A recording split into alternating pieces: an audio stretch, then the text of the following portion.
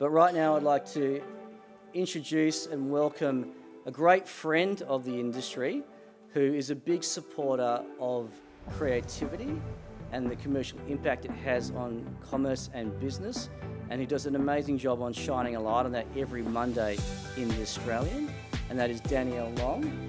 Danielle, would you like to come up and take over from here?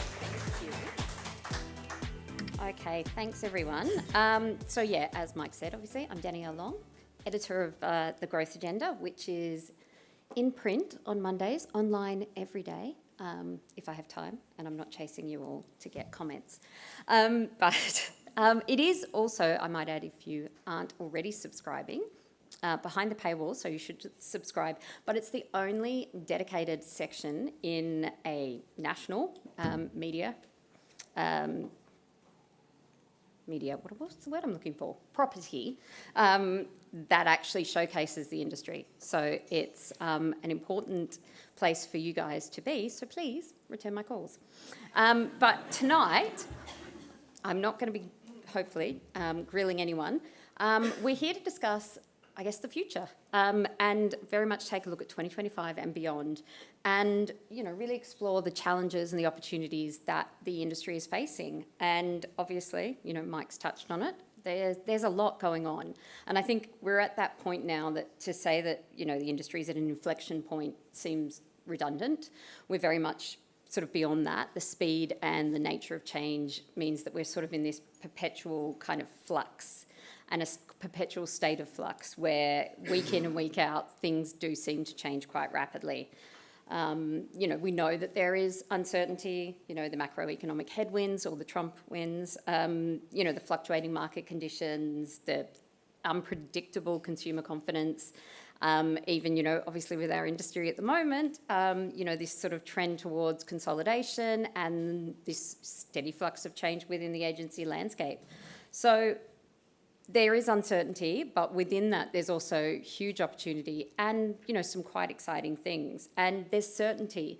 I think one of the things that sticks out most is, possibly for the first time ever, this industry has more tools and metrics and hard data and research about its practices than ever before.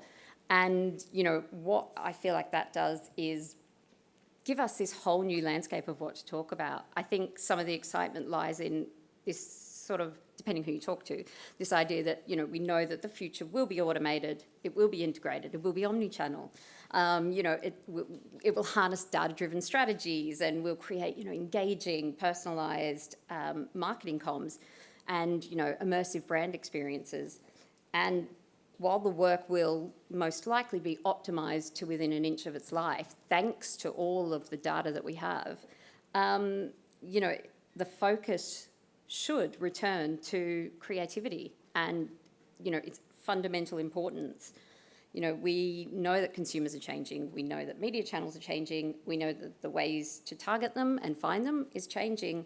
But what will remain is that undeniable truth that, the power of creativity is powerful. I mean, the power of creativity is there, and its ability to elevate brands, to deliver business impacts and to drive growth. And that's where this room comes into things and things get exciting. So tonight we're going to do a panel with representatives from the 3 peak industry bodies, and we're going to discuss what's coming up, where the challenges are and where the opportunities for growth are. So I'm going to invite our panellists up to the stage, and hopefully they know where they're sitting because I don't. So representing the Ad Council of Australia, obviously we have Mike Rebelo, who's the chair of the ACA, as we all just learned, and the CEO of Publicis Groupe. Please take a seat. I don't know where. And in case you don't know, obviously Mike has an impressive international career. He's worked across the world, Asia Pacific, Europe and the UK, and in his current role he oversees 1,900 people across all of the, too many agencies, but creative media and digital brands, Saatchi & Saatchi, Leo Burnett, Starcom, Zenith. There is a very long list. We'll be here all night. But in addition to his day job and his role at the ACA, he is also a board member of the Media Federation of Australia, and he has been a governor of the St George Foundation since 2020. Thank you for joining us. Thank you.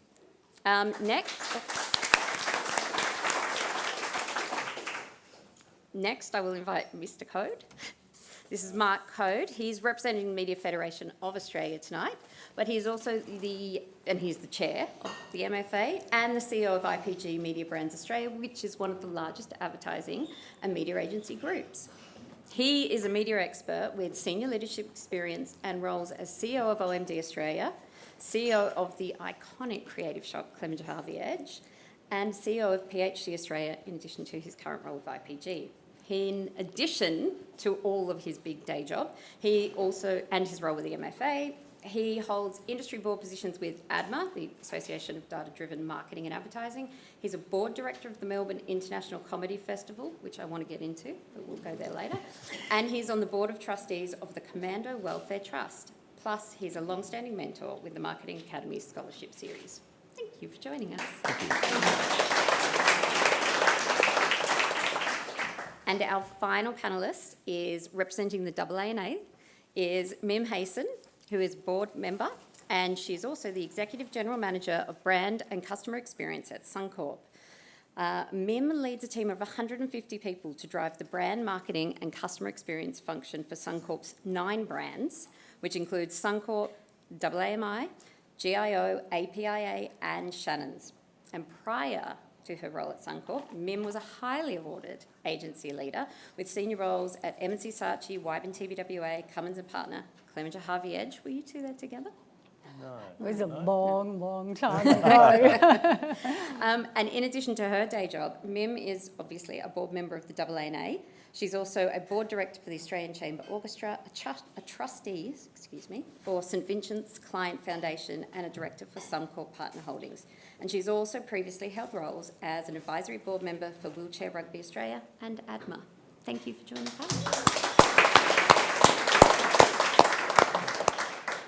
Right. Am I on here? I assume so. Oh, yep, Yeah. There we go. Okay. So there's so much to get through, and I'm conscious that we're probably already behind time, but it feels like the best place to start. We're pretty much halfway through the year. So where are we in terms of forecasts? What's the market doing? Did the election deliver the bump that we all hoped for? And I'm going to start with you, since you're right next to me, Mark. How are we looking? Cautiously optimistic. I think would be the best way to sum it up. I don't think, we're not seeing a bounce out of this. I think we're going to see a slow climb out of this. I don't think we've really started that yet. I think the election brought about certainly brought some spend in market, and there were some certain channels that were the beneficiaries of that more than others. But yeah, I see for the rest of the year a slow climb out. We're not seeing advertisers dramatically increase their budgets or change their positions just yet. Mm-hmm. Is that where you're sitting with this? I mean, in terms of, I guess, AANA and also your own. Yeah. Where are budgets sitting? And what's, I guess, that sort of outlook for marketers in terms of where, I guess, customer confidence is and where consumers' mindsets are? Yeah, I think the consumer confidence piece, it's been a rocky first start to the year, first half, you know. Some of that's election, some of that is the Trump wins. I think I'm going to steal that. And so I think that's really rocked consumer confidence. The Nielsen data that came out in April showed that consumer confidence was down about 2.6 points. And so I think what you see is that does have an impact in how organisations and how brands respond to that, and they're a little more conservative. I think hopefully the second half of the year, there's the election's passed, so hopefully we'll see some of that, you know, confidence start to build back up a little bit. Interest rates have just come down again. So I think hopefully we're going to see a bit of a shift in that confidence. What's really interesting from, I think, a broader industry perspective is you're seeing different industries playing that out really differently. So some industries are really tightening their belts and pulling in the budgets, and others are going gangbusters and wanting to spend a whole lot. With my Suncorp hat on, you look at the insurance industry and the advertising spend in that category is like up 20% plus year on year. So it's very variable across the industry, but the thing that is common that we hear from all of our advertising members is that the big challenges are around that uncertainty, also around regulatory change. Of course, they're talking to us about that at the AANA, and AI. Yeah, what does it mean? How is it going to change my business? How is it going to change the way I have to engage with my customer base? How do I think about AI from a reg perspective as well, which is why I think the AI Council of Experts that all of the industry bodies are doing now together is such an important piece of work, because that in itself is creating uncertainty as well. I mean, I was going to come to that later, but we'll go there now. Because I suppose, from that perspective, how crucial is that council? And I'm throwing to you, Mike, but how crucial is that council, I guess, in helping the industry sort of rally together on this? Because it is, obviously, it's a big uncertainty, it is a big challenge, and it's quite significant to see all three bodies. Yeah, look, I think it's hard to say how crucial it is right now because it hasn't been formed. I think it's in its infancy and in its formative stage. But I think if we didn't have it or have the the intent to do this, there'd be a gap for all of us. I think we're all in different parts of the industry where we're doing it on our own, and some of us are probably more advanced than others. So I think a coalition of sorts to make sure that we are all, working towards a common goal on this, because it's a very uncharted territory when you look at ethics, you look at the legalities, you look at, IP, and everyone in this room, our biggest product is IP. We have ideas. So making sure that we have a view on that, so to protect our clients as well. So I think a common understanding, a collaborative effort on it isn't going to hurt at all. Just how impactful it's going to be is yet to be determined. But I think the industry bodies are all doing the right thing by going, you know what, there's lots of work happening here and here and here. Why don't we come together? Mm-hmm. And I think that's the most important part, actually, is that we're all going to come together on it.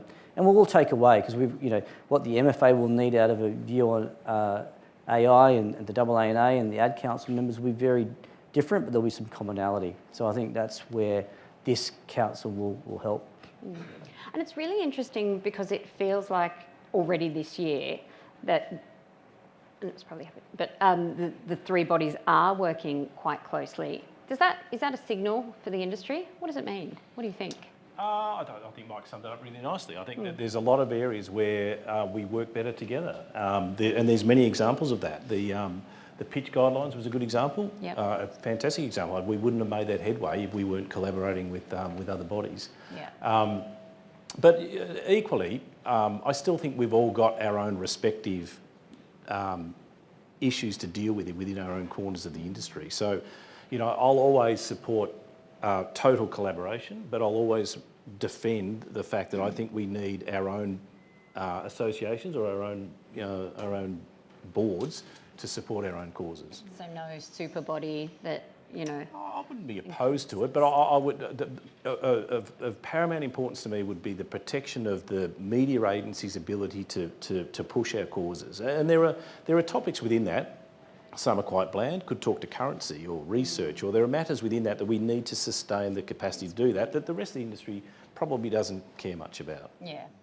It's an interesting one when you get to, and Mim, you touched on, obviously, the regulatory, because we've seen, in the last probably 2 years, a real ramp up around, a push by the government for regulation around, and consumers around, gambling advertising. There's also junk food advertising, etc.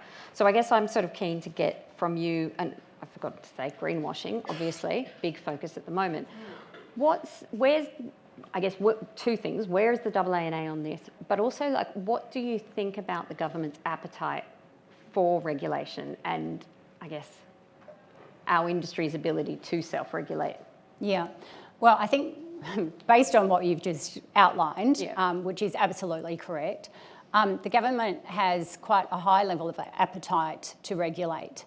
And the role of the AANA is to ensure that we maintain self-regulation, because complete government regulation that results in bans of advertising for entire categories is not good in anyone's interest at all. Not for advertisers, not for the community, not for the companies, not for business, not for the economy.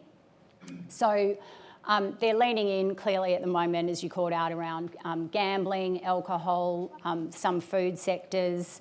Obviously, there's privacy reform going through and the recent inquiry by the Senate on greenwashing.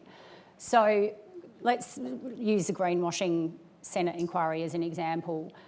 The findings from that don't come out until August. But the AANA has been intentionally very proactive with that and developed the AANA Environmental Claims Code, which was launched in March.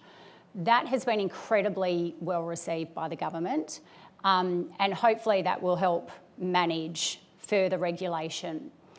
With the food ban that is being discussed at the moment, again, the AANA has done some research with Nielsen. The government steps in when they think it's in public interest and that the public wants it and it's going to help them win a popularity vote, right? So they think that's what people want. We did some research with Nielsen and what came back was it's not what the public wants. The public doesn't actually want more bans on advertising, more regulations on more industries. What they've said they want when they've spoken to us in research groups is they want more education campaigns, more education on exercise, on healthy eating programs, etc. And the other piece of research we did around food advertising bans was looking at other global markets. And the other global markets where they've actually implemented bans on less healthy food, it has been completely ineffective. In fact, in those markets, obesity rates have increased. So it's had the opposite impact that they hoped it would. So I think the role for the AANA and for all of us is to really support and be proactive with self-regulation. The food category in Australia is already probably the most regulated food and beverage category in the world. And the brands that operate in that space are very, very compliant. So we've got a good track record in this country of self-regulating our industry. And I think it's incumbent on all of us to really support that ecosystem of self-regulation, and that's what we see our role at the AANA as, absolutely, because governments stepping in and banning advertising of entire categories is not in anyone's interest. Yeah. Can I just ask a question on that? Yep. And this is with our... Oh, now I'm nervous. with our ADMA experience, a lot of the self-reg seems to be around content or category, what I can say, what I can't say, where can I put it, where can't I put it, and there's a swell around government around use of data, privacy, that sort of area. Because will self-reg take over, start to regulate in that space as well? Because that's the stuff the government's kind of playing with at the moment. So how do we self-reg that piece, the use of data, privacy? Yeah, I think it's a really good question. I think at the moment they're going after industries and categories because they're easy to ring fence and target explicitly, and it's easy for them to create a very publicly friendly narrative around, those categories that they think is in the public interest. When you start talking about content more broadly and privacy more broadly, it gets harder for them to talk to that narrative. And so I think what comes into play then again is the importance of things like codes of conduct, guidelines, frameworks, that as industry bodies and industry leaders, we can help shape to make sure that as an industry we're all getting behind some form of self-reg and compliance. Yep. Did you want to add? I'd like to say something, but I'm just slightly worried about you, Danielle, and it appearing on the Australian on Monday. So no, go for it. It's fine. I totally agree with self-regulation. I think it's best when we're doing it ourselves. What I find quite ironic or actually contradictory is that when it comes to political advertising, there's no regulation there. Yep. There is the political parties are not subject to the Spam Act or the Privacy Act. I mean, we all got the trumpet text messages, right? I find that really ironic because they're the ones that actually need to regulate themselves a bit better. But yet, there's a lot of focus on business and commerce. But I don't want to be the poster boy for that on the Australian market. But I just find it really, coming out of this election, and it was over $70 million spent in the election this year, that needs to be tidied up. And we heard from ad standards at the AANA Reset conference that I think it was 4,000 complaints in, sort of the first month of the election campaign alone for Clive Palmer's ads. Predominantly, there were some others, for varying things that they did wrong, but yeah, there's no ability to regulate that. So yeah, no, it's a very good point. Yeah, and I guess, if I was to go back to, accreditation and compliance and making sure that our people are up to scratch with the latest regulation in the different sectors that we operate for our clients, it's really crucial. Otherwise, self-regulation falls apart. So again, it's just making sure that we are addressing this at all levels of the business, so that we're doing the right things, so that we don't end up in a situation where ads are pulled false and misleading or whatever. So it's all really important stuff. It's a tricky one as well, because from a sort of external view, sort of sticking with this, but from an external view, there is that sort of attitude about advertising.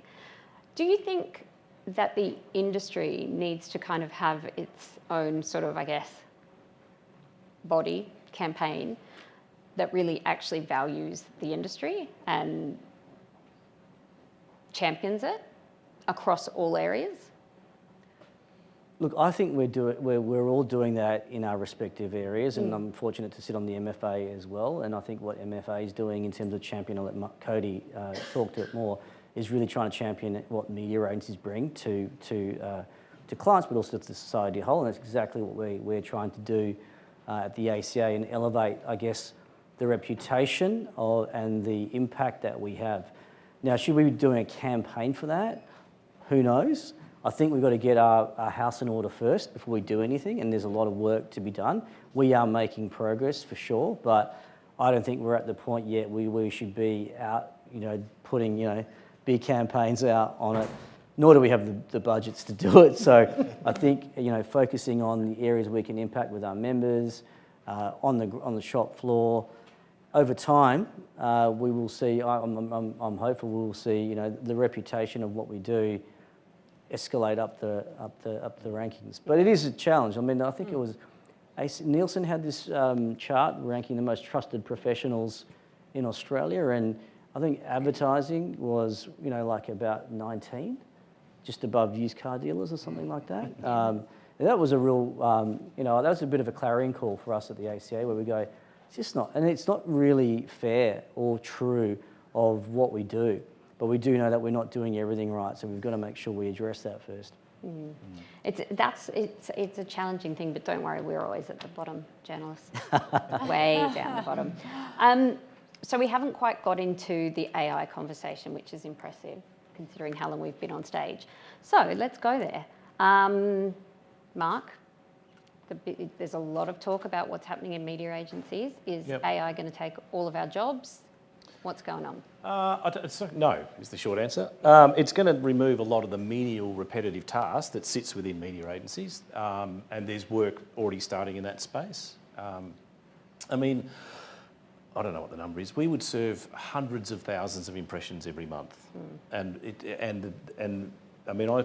like Mike, I walked into my first media agency in 1990, straight out of uni, and barring a bit of computing, we're still doing what we were doing back then. Yeah. It's repetitive, it's menial, it's full of admin, it's full of operational drag. So the sooner we can get rid of all that stuff and apply our minds to thinking, creativity, innovation, planning, the better. And we're making big inroads in that. We're AI's early days, automation is big in our environment at the moment. But we need to do it. The analogy that I've been flogging, I've nearly worn this out, so I need to find a new one, is in 1985, if you wanted to buy some BHP shares, you walked into a stockbroker, you ordered your shares, he put his jacket on, he walked down to the exchange, buyers and sellers shouted at each other across the floor, they agreed on a price, they wrote it on a board, and he walked back and said, there's your shares. And we're still buying media like that. Yeah. Like, you think about how you trade shares now. Your broker does all the analytics. He does all the thought leadership about what you should and shouldn't be doing. And when it comes to transact, you hit a button, and it just happens. Right price, it just happens instantly. No drag, no admin, no nothing. And media agencies are moving to a world where that executional, operational engine room will support a whole heap of creativity and thinking, and AI will form part of that.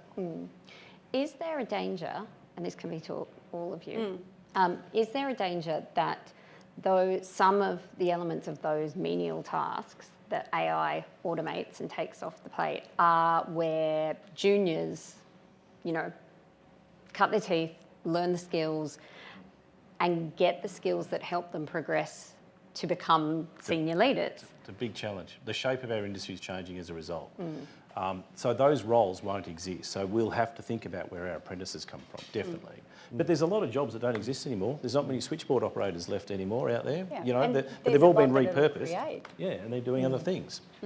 Because does that mean there's a semi-knowledge gap? Because we hear a lot, I've heard a lot of talk about, senior strategic skills will become even more important. But where do the people keep coming up with those, where do those skills come from if you're automating all the bottom end? Oh, I think like all disruption, it in and of itself will create new jobs and new requirements. So it will take away a whole lot of, menial, manual tasks, but it will also introduce a whole lot of new tasks that a less experienced person can do. I can't tell you what they are yet because I haven't seen that seismic shift. But in my view, AI, I'm wildly excited about it. And that sounds so tacky, but I am, because I think it's the greatest disruptor that our generation will ever see as an enabler of creativity. And I'll tell you why I think that. I'm going to do a bit of a flex. I feel like it sounds like I am anyway. But I'm in the middle of judging the creative data category for Cannes Lion. The work is unbelievable. It is such a joy to do this because the creativity is exceptional. And in pretty much every fabulous, exceptional execution, there is AI that is absolutely all the way through it. And I look at some of those creative ideas that are so amazing, and they actually, I don't think they could have made them without AI or a component of AI, or it wouldn't have been made to the same level of brilliance. And so I think it's incredibly exciting. And yes, there's going to be change, and yes, the workforce will be a somewhat different shape. But we've had that kind of disruption with technology before, and I do feel that quite often in forums like this, we're focusing on the job losses and the uncertainty and the scariness of it all. The opportunity is profound. It's completely disruptive. And what I'm saying is it absolutely gives us the opportunity to be more creative than ever before. Yep. Look, I think we all need to be looking at how we can use AI for competitive advantage, and if you're not, that'll be your disadvantage. And genuinely, I'm really excited by not what we can just do with it, but the revaluation it's going to have on what we currently do. Because I think for far too long, we've had really difficulty in justifying the value of ideas when it comes to the remuneration of what we do. It's been really easy to go back down to FTEs, team structures, hours, etc. But when you start to take out the volume of what an agency might be doing through AI, then it then forces the conversation to change about what is it that you do. And so if you're not going to value that area in the same way, then it changes the conversation about the idea itself and the strategic thinking, and it's not about how much time, because time's no longer an equation. So I think AI is going to help us change that narrative and change that conversation with clients over time. And I think that's a good thing, to be honest. I think that's one thing we've struggled with over many years in the creative industry. I think it's going to definitely help our people. It does now. I think we're all finding ways of being smarter, more efficient. Everything I'm saying right now, I put into ChatGPT before Danielle to help me with today's panel. So, but we are all really kind of using it, and I think it's making us, smarter and efficient. But it will never replace us wholesale, I don't think. The question you asked earlier about what happens to the talent that's coming through, I think we'll just work it out.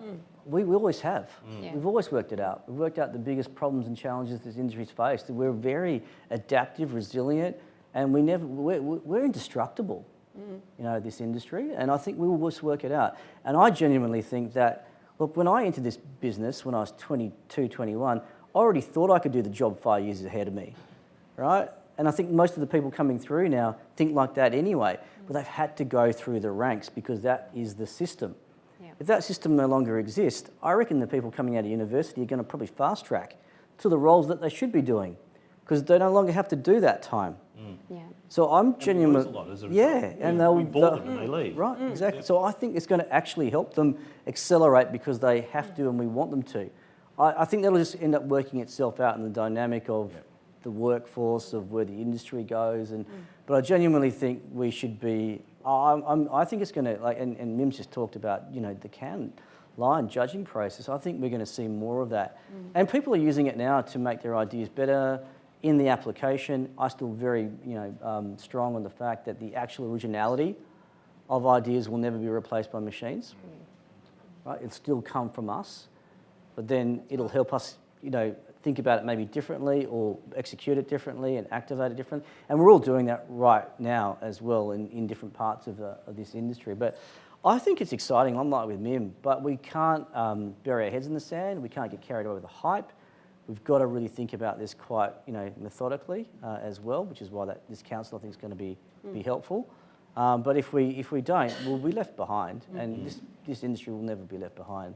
It's just not how we're made. And you touched on it before, Mike. I think the trickiest part about this is how do we navigate the ethics around it, the inherent and potential bias, all of those things that, you know, that are challenging to navigate. And that's why I think it's important that, you know, industry-wide we come together to kind of tussle with those challenges.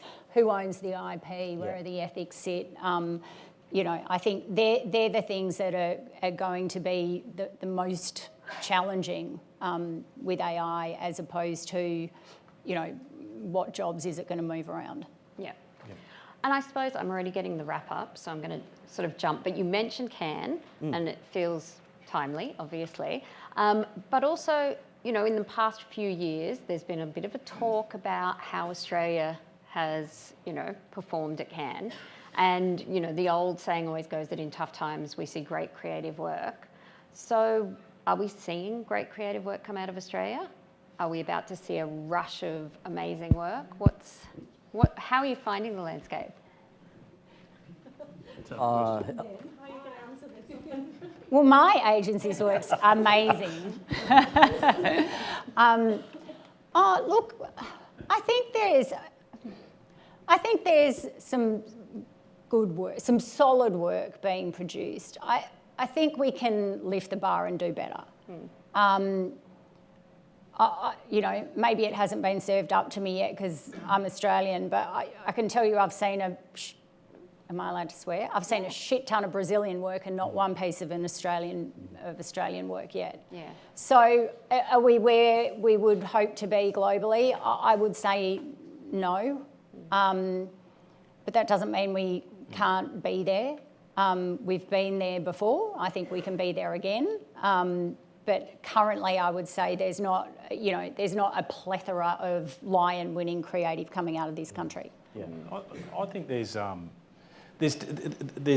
always going to be groundbreaking, very creative work. I think we're going through times. What we're talking to is bravery, in my mind, and we've been through times recently where there has been a focus on short-term metrics, and that removes bravery. You know, most clients, and I'm generalising.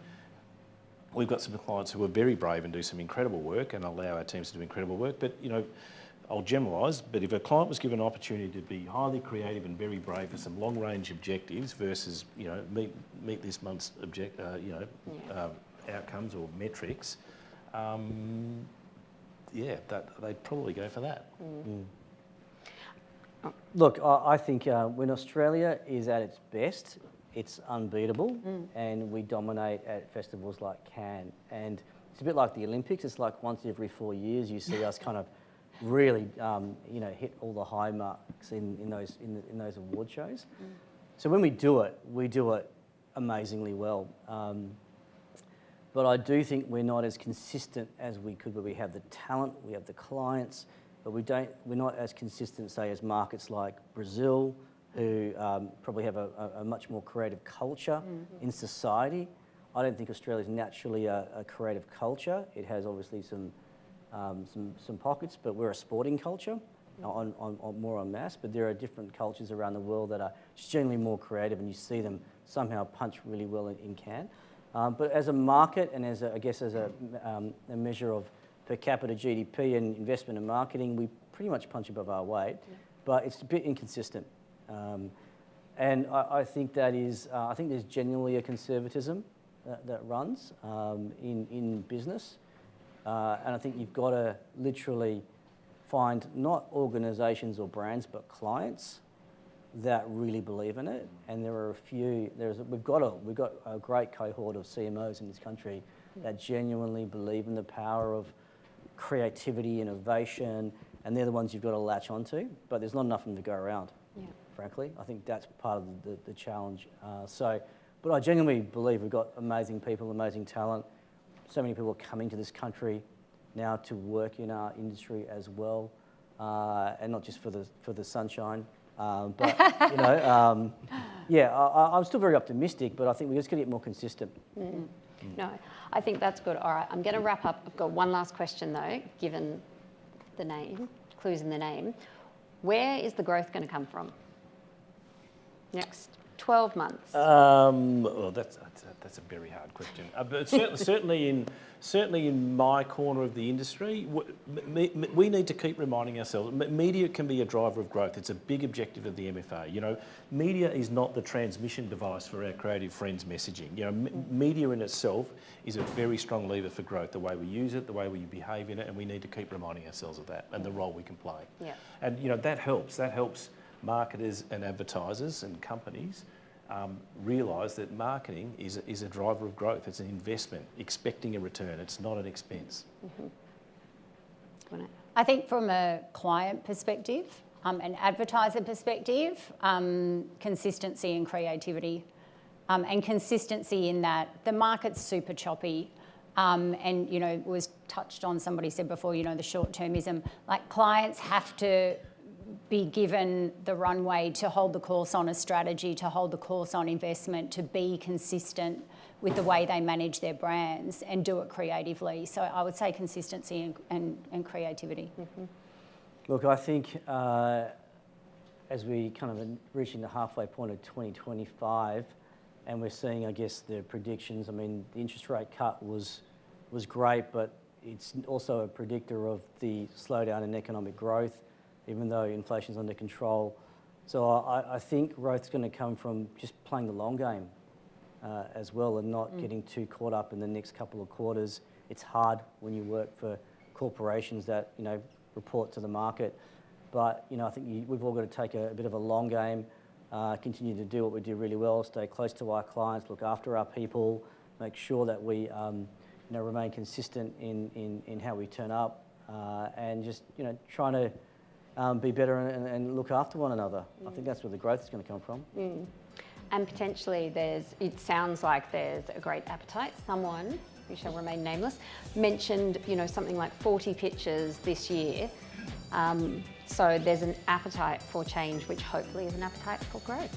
But I want to thank, sorry, we have to finish. I don't know if we've got time for questions. Thank you to the panel.